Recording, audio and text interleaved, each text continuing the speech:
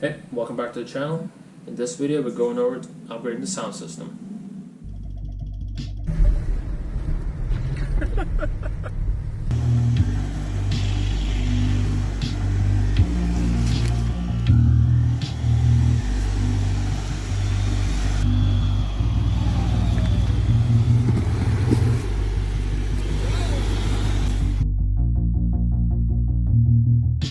Hey guys, this is Mo, this is SGCF Road. Welcome back. Before we get started, hit like, subscribe, hit notification bell, share it, let other guys know about this channel, promote the brand. And with that out of the way, so this video is going to be about upgrading the sound system on the Range Rover.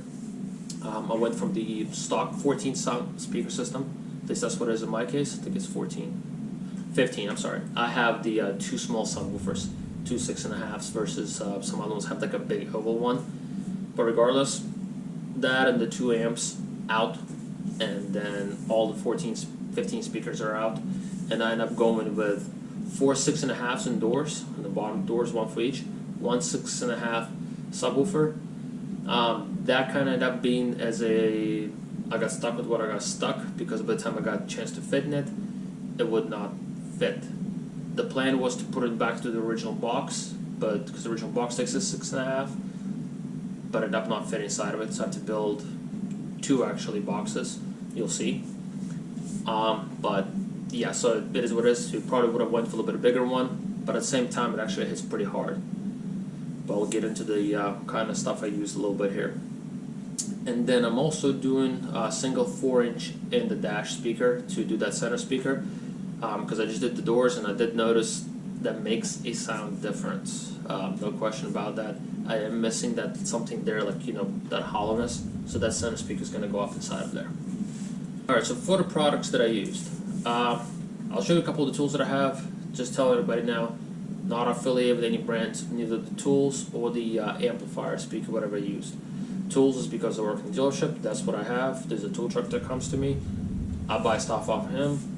Sometimes more or less, depending on what the tool is. Because if I use it every single day and I break it, I can get it replaced next week, because that's, yes, I'm paying a premium, like a significant premium, but that said, that also pays my bills. If I'm be doing this like weekend wear thing, I'll be buying cheap tools 24/7. So I'll just show them what they look like, but you figure out what you want to do from there. That's between you and yourself.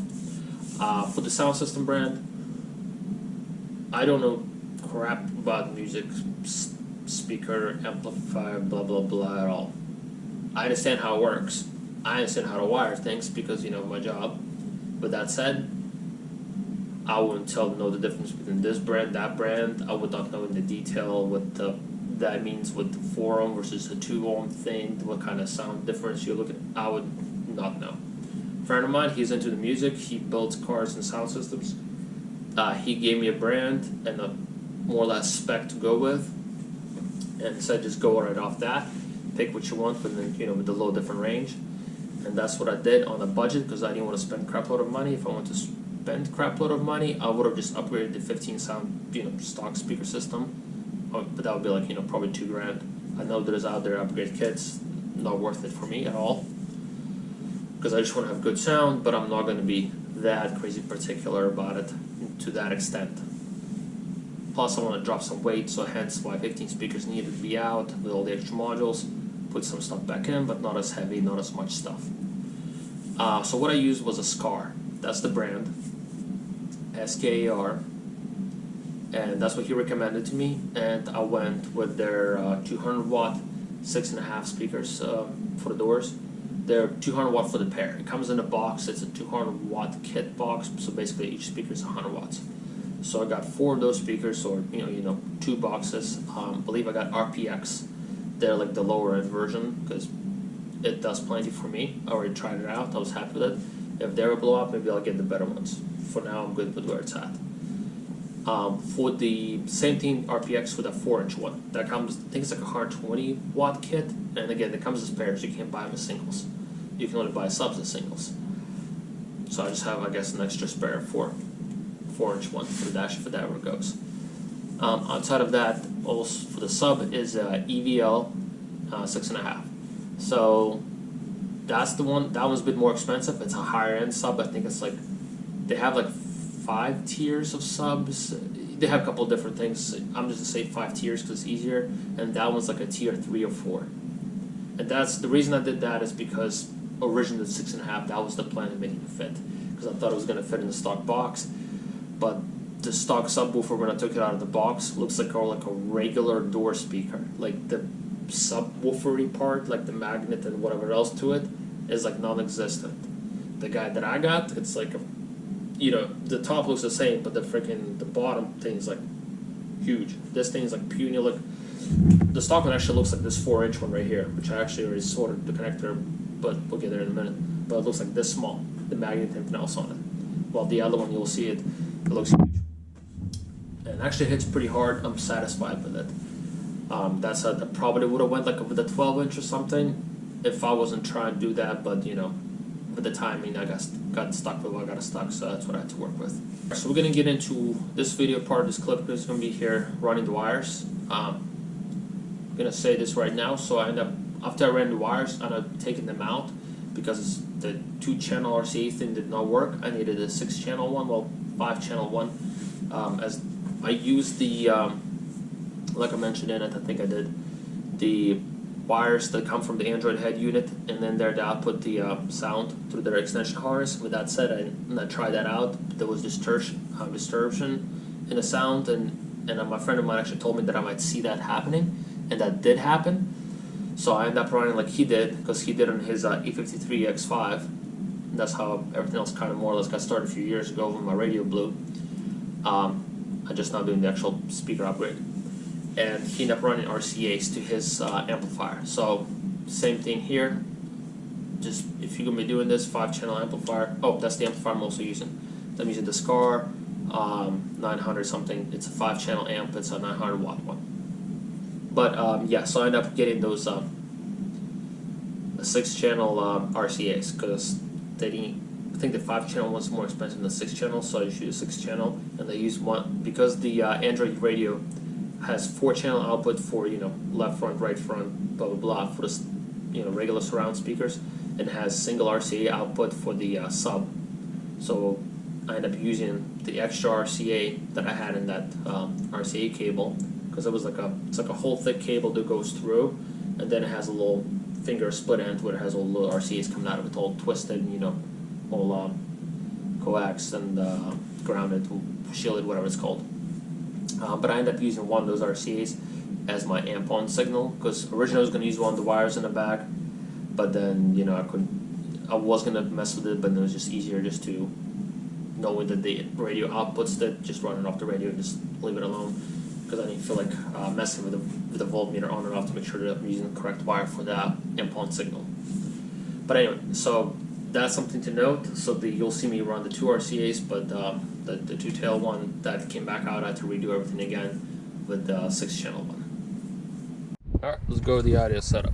So I already got the speakers in, 4 of them. The sub, I ran into a little bit of a problem. I'll go over there here in a second. So here I have the Android radio, which, like I said, you can run the Android radio without doing everything that I'm doing. I'm just changing out, lighting up the components, getting rid of a lot of stuff. That said, it goes in here. There's a couple guides on how to fit. This is for pre-BMW. Later models have different things going on, so I can't help you with that. I already have my extension harness ran in here, as I had it running for years beforehand, as my factory BM unit died.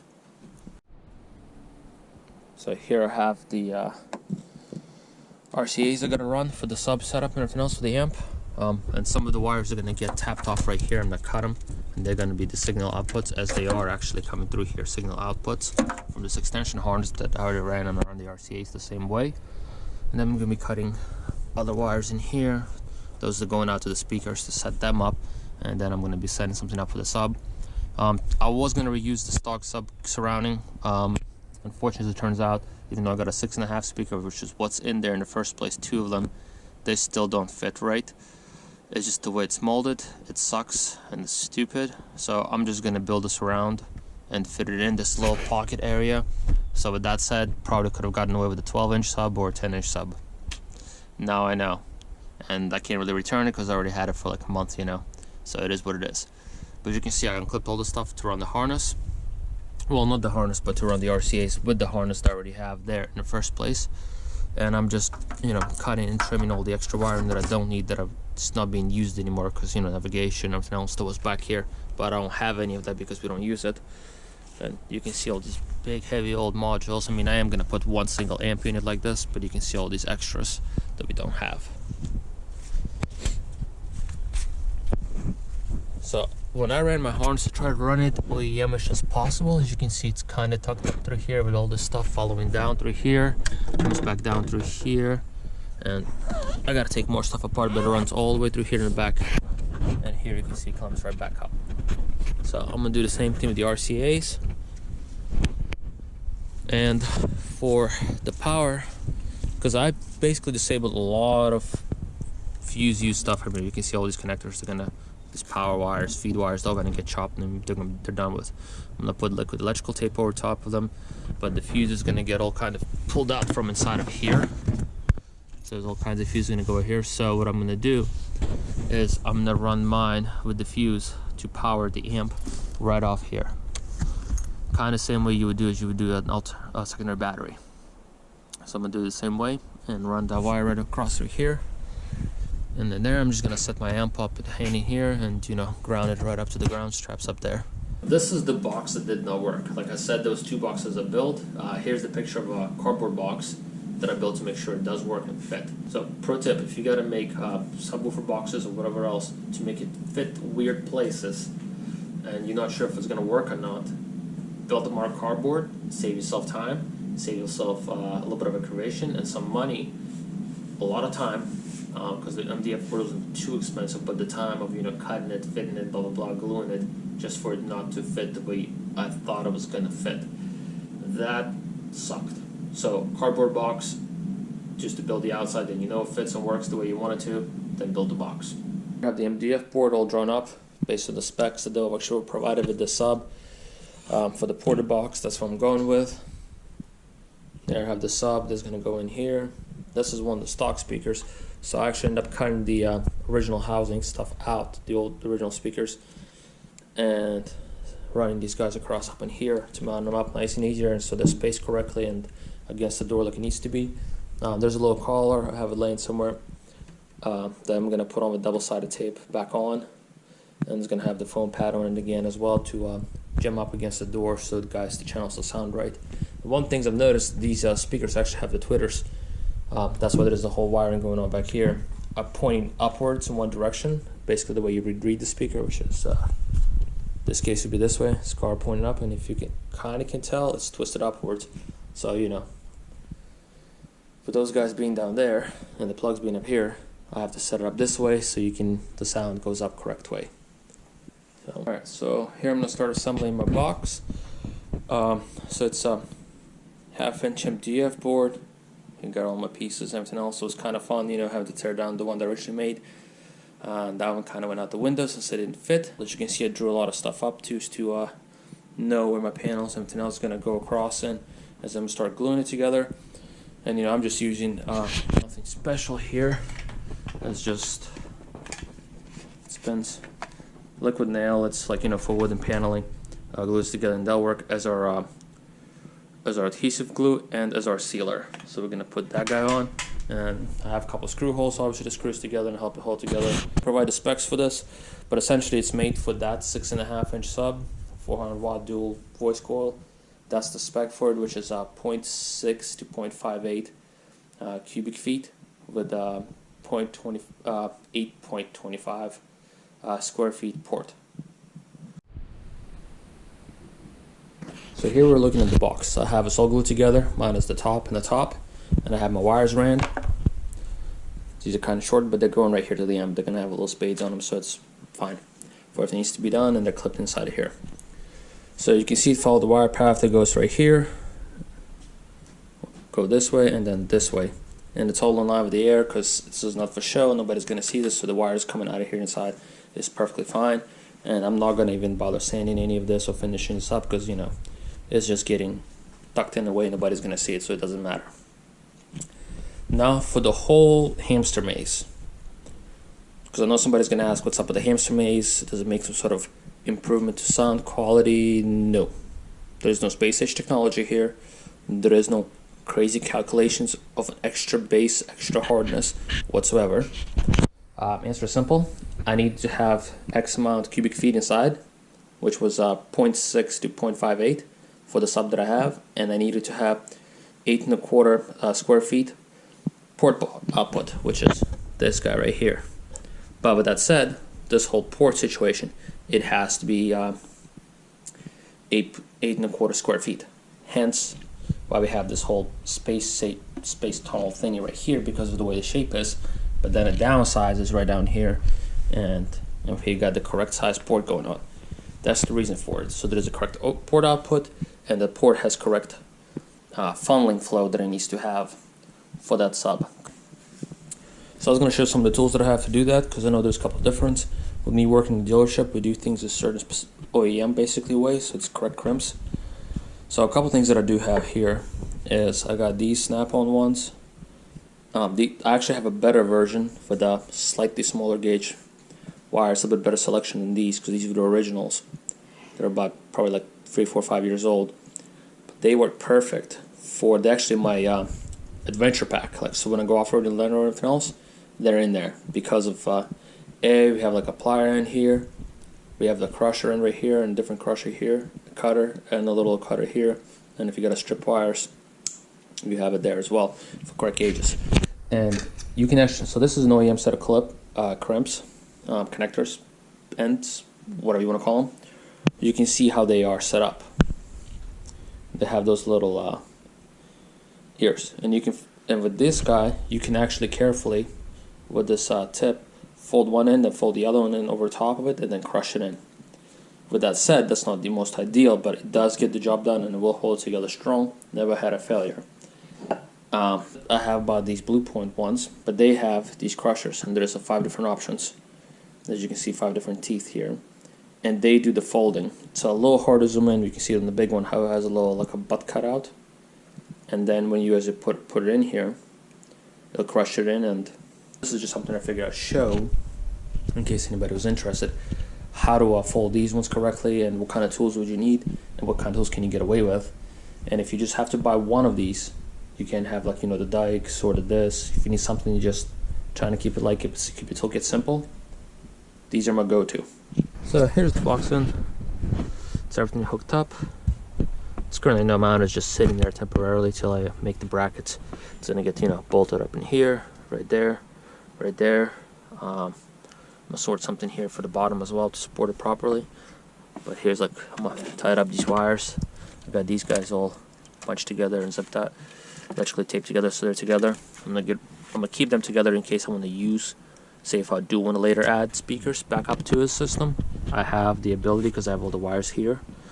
Doubt it's gonna happen, but just in case. And I'm gonna go through the fuse box here and the fuse box up front, pull some of the fuses out that, you know, see which ones I do need, which ones I don't need, and then go over some of these power connect wires like these guys with the electric liquid tape, cover them up so we don't have live wires hanging there. And here's our power wire that's going to run more or less in line with the stock harness here. I'm going to keep it, you know, as tight and, you know, as neat as possible. Go here, it's currently coming off the jump box because this does supply plenty of power. And if you notice some of the imp high flow fuses, they're there, and we actually have an empty spot, so this will support this with no issues. I think what I'll be doing next is when I have an opportunity, I'm gonna unbolt the fuse box, and I'm gonna, instead of having this whole situation, I'm gonna get rid of that, and I'm gonna utilize the fuses there, well, the empty fuse spot that's there. And for the center speaker, per this manufacturer, they told me to use the head unit's output, as that should create the correct wattage to run the center speaker directly off that. So here I have some of the wires that are already kind of cut, and I'm gonna sort with them, and I'm gonna figure out which one is to feed the connector there, in here, up into there, and that's gonna be set to run the left positive and right positive together, and then run left negative and right negative together, and plug that up into that speaker, feed it into it that way. The reason I was told not to do it through the amp or off these wires is because of the it's going to change the ohmage, and it's going to mess with the sound of the front speakers. But since I can adjust the gain back here, I'll be able to calibrate out that front speaker in case it's going to be too loud by having other ones, set a bit louder and vice versa. Got for you this week. I'm going to see you guys next week.